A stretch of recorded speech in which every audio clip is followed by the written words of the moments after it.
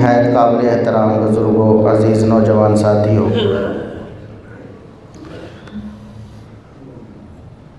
معززات و مکرمات اسلامی ماں اور بہنوں، اللہ رب العزت کے ایک بڑے برگزیدہ نبی عیسیٰ علیہ السلام، جن کے نام سے ایک مذہب اس دنیا میں عیسائیت یا نصرانیت موجود ہے،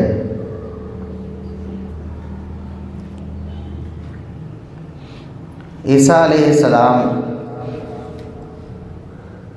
اولو العزم پیغمبروں میں سے ہیں۔ اس کی تفصیل میں خطبے میں انشاءاللہ کروں گا۔ اسلام نے تمام انبیاء اور رسولوں پر ایمان لانا لازم قرار دیا ہے۔ اگر کوئی شخص انبیاء اور رسولوں میں سے کسی ایک نبی یا رسول پر ایمان لانے سے انکار کرتا ہے، وہ مسلمان نہیں ہو سکتا، چاہے وہ کتنا ہی دعویٰ کرتا ہو کہ میں محمد الرسول اللہ صلی اللہ علیہ وسلم کا ماننے والا ہوں، آپ کا کلمہ بھی پڑھتا ہو،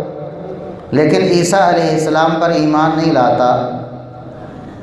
یا کسی ایک نبی یا رسول کا انکار کرتا ہے تو وہ مسلمان نہیں ہو سکتا۔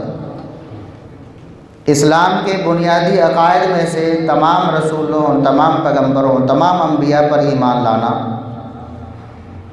ان کا احترام کرنا، ان کی عزت کرنا،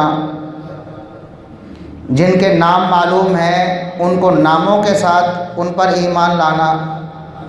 اور جن انبیاء کے نام معلوم نہیں ہیں ان پر اجمالی طور پر ایمان لانا کہ جتنے بھی انبیاء اور رسول اللہ رب العزت نے مبعوث فرمائے ہیں ہم سب پر ایمان رکھتے ہیں۔ عیسیٰ علیہ السلام، ان کی پیدائش بھی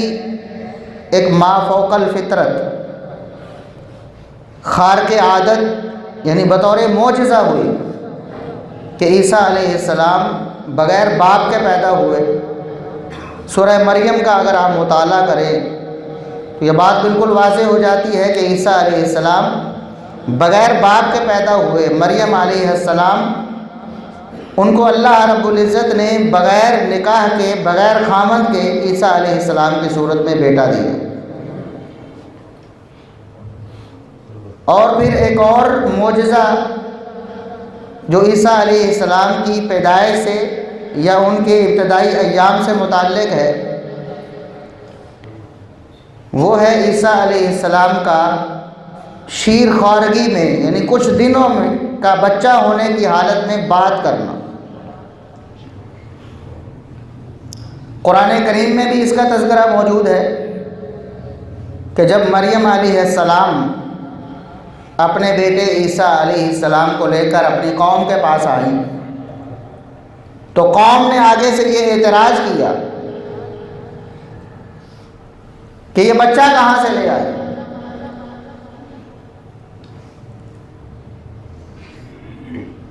تو مریم علیہ السلام کی جگہ اللہ رب العزت نے عیسیٰ علیہ السلام کو قوت گویائی دی،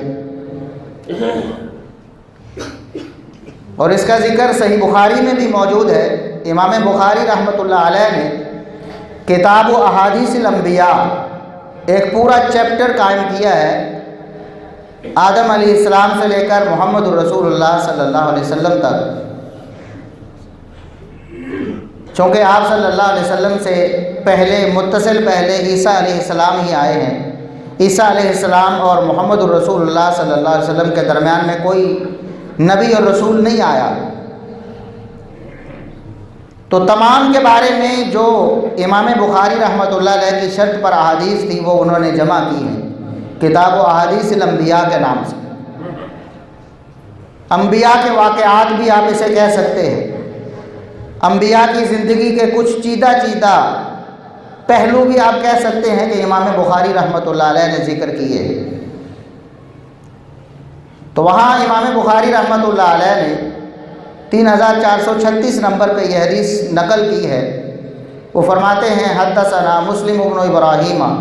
قال حدثنا جریر بن حازم عن محمد بن سیرین عن ابی ہریرہ عن النبی صلی اللہ علیہ وسلم قال، سیدنا ابو ہریرہ رضی اللہ عنہ نبی کریم صلی اللہ علیہ وسلم کا یہ فرمان نقل کرتے ہیں کہ آپ نے فرمایا لم یتکلم فی المہد الا ثلاثہ، بچپن میں ماں کی گود میں دودھ پیتے ہوئے چند دنوں کی عمر میں صرف 3 لوگوں نے کلام کیا ہے، 3 لوگوں نے بات کی ہے۔ ان میں سے سب سے پہلے عیسیٰ علیہ السلام کا ذکر فرمایا محمد الرسول اللہ صلی اللہ علیہ وسلم کہ عیسیٰ علیہ السلام نے چند دن کی عمر میں، جب بچے کے بولنے کا سوال ہی پیدا نہیں ہوتا، اس کائنات میں کوئی مثال نہیں ہے ایسی، روٹین میں ایسا ہوتا نہیں ہے، عیسیٰ علیہ السلام نے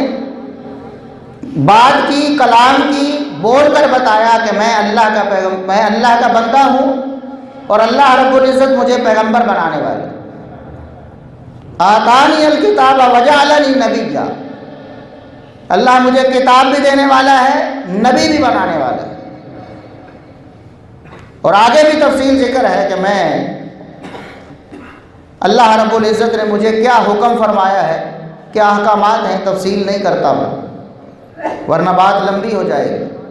تو عیسیٰ علیہ السلام اسلام کی نظر میں اور مسلمانوں کی نظر میں ایک برگزیدہ ہستی ہیں، ہم ان پر ایمان بھی لاتے ہیں، ان کے فضائل اور ان کی شان کو بھی تسلیم کرتے ہیں جو قرآن و سنت نے بیان کی۔ جتنا قرآن و سنت نے ہمیں بتایا ہے اتنا ہم مانتے ہیں، اور اس کے انکاری کو ہم مسلمان نہیں سمجھتے، ہم اس کو کافر سمجھتے ہیں۔